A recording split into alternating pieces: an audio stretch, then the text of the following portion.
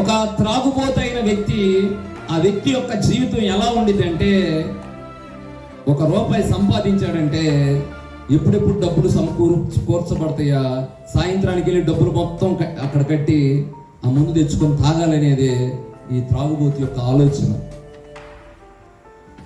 అంటే త్రాగుడు వ్యసనాలతో నింపబడిన వారు, లేకపోతే సిగరెట్ వ్యసనానికి బానిస అయిపోయిన వారు, లేకపోతే పాన్ పరాకు గుట్కాకి బానిస అయిపోయిన వాడు ఎప్పటికప్పుడు ఆ వ్యక్తి ఏం చేస్తారంటే, అది లేకపోతే ఇక దాని నుంచి విడుదల పొందలేడు ప్రియులారా.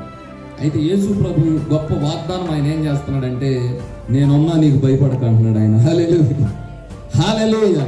భయంకరమైన పాపులైనా సరే యేసు ప్రభు దగ్గర ఈజీగా మారిపోయినట్లు బైబిల్లో మనం చూస్తాం ప్రియులారా. అయితే త్రాగుడు వ్యసనాలతో నింపబడిన వారు ఖచ్చితంగా డబ్బంతా సమకూర్చుకొని తాగటానికి వెళ్ళిపోతూ ఉంటారు ప్రియులారా. తర్వాత రెండవది, వ్యభిచార సంబంధమైన ఆలోచనలు కలిగిన వారు, వ్యభిచారం చేసే వాళ్ళ జీవితం కూడా అంతే. ఖచ్చితంగా సమయం వచ్చేసరికి దానికి బానిసలైపోయి కుటుంబాన్ని కూడా విడిచిపెట్టడానికి వాళ్ళు ఇష్టపడతారు, బిడ్డలను కూడా విడిచిపెట్టడానికి వాళ్ళు ఇష్టపడతారు, కోర్టుల దాకా అయినా వెళ్తారు, గొడవలు చేసుకుంటారు, గందరగోళం అయిపోతూ ఉంటాయి కుటుంబాలు ప్రియులారా. అయితే ఇది లోక సంబంధమైన వ్యసనాలతో నింపబడిన వారి యొక్క జీవితం.